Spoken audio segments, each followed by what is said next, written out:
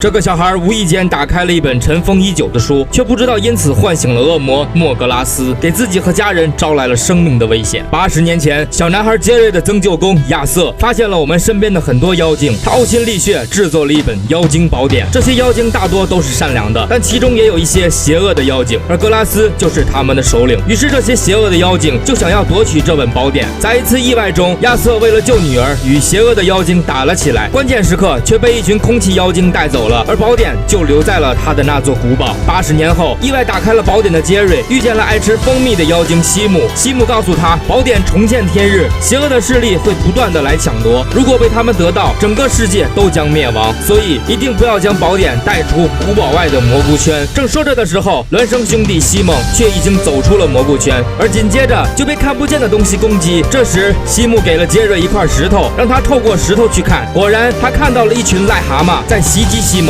看着兄弟被抓，拿着宝典的杰瑞就冲向了森林。这中间杰瑞还遇到了被抓的口水猪，杰瑞救出了他，两人联盟想要干掉格拉斯。只见口水猪对着杰瑞就是吐了一口，再睁开眼，杰瑞已经不需要那个石头就可以看到邪恶的妖精了。随后二人便开始了计划怎么营救，可还没等开始，口水猪就被一只鸟儿给吸引走了。果然你是个猪队友啊！只剩下自己的杰瑞躲在树后，见到了他们召唤的格拉斯。这小子你们看着眼熟不？没错，他就是肖恩。正所谓肖恩一笑，生死难料，而他在这里却还没有成为良医。06年的他接到了导演马克的邀请，在奇幻精灵事件簿中一人分饰两角。那时候小年纪的他演技就已经如此的精湛，不得不让人佩服。说回我们的故事，杰瑞趁着格拉斯的不注意救出了兄弟西蒙，两人逃回了古堡。但这时姐姐玛丽从远处走来，遭受到了邪恶妖精的攻击。杰瑞急忙将石头扔给姐姐，透过石头姐姐看到了妖精，幸好她精通剑术，经过一番拼杀回到了蘑菇圈内。几人一番商量过后，决定要保护好宝典，于是想到了姨婆鲁辛达。杰瑞和西蒙两兄弟分工合作，趁着西蒙吸引妖精的注意，带着宝典和姐姐从地道逃走，准备前往疗养院寻求姨婆的帮助。但这些邪恶的妖精有着敏锐的嗅觉，他们找来了巨鼠兽，两人匆忙逃跑。好在关键时刻，巨鼠兽被一辆汽车撞倒，逃过一劫。来到疗养院的二人见到了姨婆鲁辛达，而姨婆给他们的答案是：现在我也没有办法，只能找到你们的曾舅公亚瑟。听到此的二人瞬间失去了希望。曾舅公今年已经125岁了，怎么可能还活在人世？可这时化妖精告诉杰瑞他还活着。正在此时，窗外突然出现了邪恶的妖精，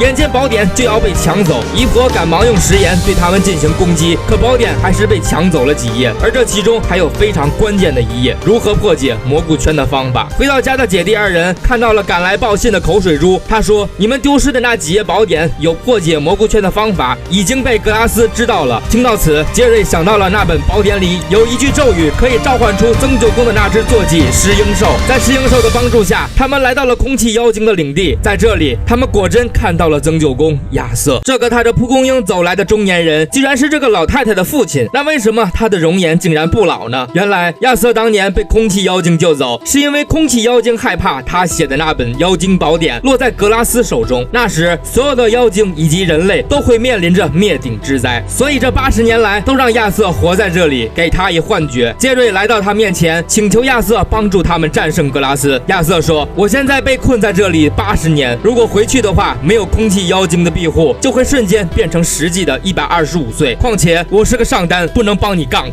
你要相信你自己的力量。听到此，杰瑞他们只能回去另寻他法。回来后的大家一起制作了番茄酱、食盐，而口水猪也向着姐姐和西蒙吐了口水。大战一触即发，夜晚到了，格拉斯带着他的小弟来到了古堡，用宝典记载的方法破解了蘑菇圈。紧接着大批的癞蛤蟆闯进了古堡，他们用番茄酱挡住了一部分，但此时的癞蛤蟆实在太多，不得已他们退到了阁楼。可没想到地板层出不穷的冒出妖精，几人玩了一会儿踩地鼠的游戏后，杰瑞趁机点燃了制作好的陷阱，随后几人躲进橱柜，砰的一声巨响，癞蛤蟆全部被番茄酱炸死。几人出来刚喘了口气，这时门却响了，望向门口，没想到却是爸爸。可杰瑞却发现了他的不正常举动，随后一刀扎向了他。这时格拉斯显露了真身，一个巨大的食人魔。杰瑞转身就逃，可格拉斯变成了一条巨蟒，缠住了杰瑞。危急时刻，西姆救了他，杰瑞没办法，只能逃向屋顶，而格拉斯紧随其后。杰瑞越爬越高，眼见到了屋顶已经没有路了。这时他看见了口水猪，而口水猪暗示让他扔掉宝典，这样情急之下的格拉斯一定会变成乌鸦来夺取，而口水猪这时趁机一把抓住了变成乌鸦的格拉斯，成了他的一顿美餐，解决了威胁。亚瑟在空气妖精的守护下见到了已经86岁的女儿，当年为了保护她与邪恶妖精的战斗，却意外被空气妖精带走，没想到这一别竟是80年。父女二人再次相见，亚瑟向着女儿伸出了手，女儿变回了小时候的样子。随后父女二人在空气妖精的守护下消失不见。